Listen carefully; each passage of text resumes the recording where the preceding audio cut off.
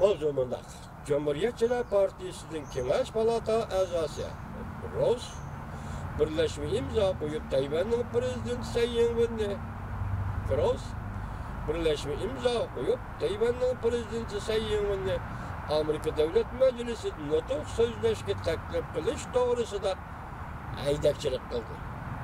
Mavzulu haber işgirlerinin 8. gün Amerika Avazlarının Xitay programı ilan kılındı. Haber bundan başlandı.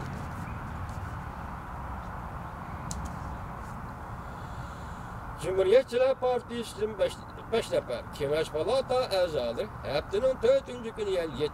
günü Avam Palata başlığı Nancy Pelosi'ga xat yazıp Tayvan'ın prezidenti sayımının yakın kelgüsüde Washington'u ziyaret kılışka ve devlet meclisinin notuk sözleşki taklif kılış doğrusunda aydakçılık kıldı. Amerika Koşmuş Ştatları Kengaş Palatası Tashkent Münasebetler Komitesi Asya Tinch Okyanı ve Tor Bexatarligi Siyasi Grupasının reisi hem de nüfuzluq senatör Marco Rubio başçılığında Cross başçılığında 5 nefer senatör Avam Palata başlığı Nancy Pelosi xat yazıp xatımında ko'rsatdi. Prezident sayımında Amerika'nı ziyaret kılışga taklif kılış Amerika'nın kanunu uyuyor. Amerika'nın Hind Tinch Okyanı rayındaki rehberlik gücünü küçeytirdi. Hem de Amerika ve Amerika halkının hakiki bir dostluğunu rağbetlendirirken biliriz. Hatta yanımızda görüşüldü. Prezident sayımın hakiki bir demokratik rehber. Evlilik, hakimiyet ve besime karşı güreş kılıp geldi. Bu düzen yani cumhuriyetçi sosyalistik düzen Tayvan halkının demokratik hukukları ve negizlik erkinliğini tartıp almakçı buluyordu. Bu yıl Amerika-Tayvan münasebetleri tarihi karakterlik özgürlük bulunan bir yıl.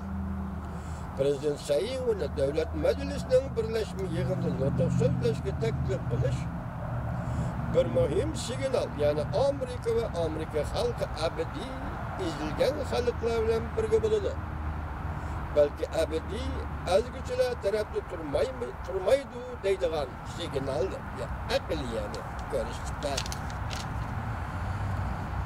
40 yıl burun 1. ayının 1. günü 1979 yılı 1. ayının 1. günü Washington Beijing bilen diplomatik münasebet ordutup Tayvan bilen diplomatik münasebeti üzüp Tayvan münasebetleri kanununa makullagan.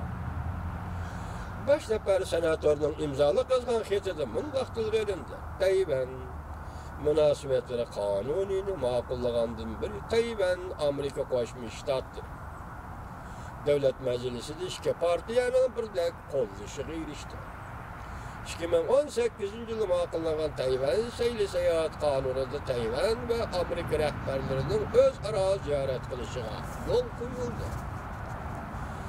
Chet el rahbarlarini taklif qilib Amerika Qo'shma Shtatlarining Davlat Majlisi birlashma yig'inida nutq so'zlatish oson erishgili bo'lmaydigan shon sharafdir. 2018 yıl fakat bir nefer rehber yani Fransa'nın prezidenti Macron Devlet Meclisi'nin nutq sözüydü. 2017 yılı hiç kim mundaq şerefke erişelmedi. 5 nefer senatör imza koygan xetide mundaq ko'rsatdi. Devlet Meclisi birleşme yığınida nutq sözleştiğinden ibaret bu şan şereftin adeti itiraf kılınan devlet rehberleri işgalliğini düşünüşte öz fikirde kalın. Yani şunda ataklık demokratlar, rehberler teklif kılıp devlet meclisinin nutq söz degan misallamı var. Senatörler xetide mundaq tilga al. Polşa ispatlaşmışçılar uyuşmuşluğun daisi vabinsa ve Cenubi Afrika Millet Partisi'nin daisi Mandela Katarlıklar ilgiliyen 1989 yılı ve 1990 yılı Amerika Koşmuş Ştatları Devlet Meclisi'nin birleşme yığınında nutq sözlügen idi. Demek Amerika Koşmuş Ştatları 5 nefer Devlet Meclisi 5 nefer senatör Nancy Pelosi xanımga, yani Avam Palata rəhbəri Nancy Pelosi xanımga birləşmə xət yazıb, Tayvanның prezidenti Tsai Ing-wenning Amerikani ziyorat qilishni, balki Amerika Davlat Majlisi dokulat berishini tashkillashni va shuning uchun prezident Tsai Ing-wenni taklif qilishga haydakchilik qildi deydi. Demak, Amerika Tayvan munosabati mushu darajaga yetib keldi degan gap nimadan derak berdi degan gapdir vatandosh.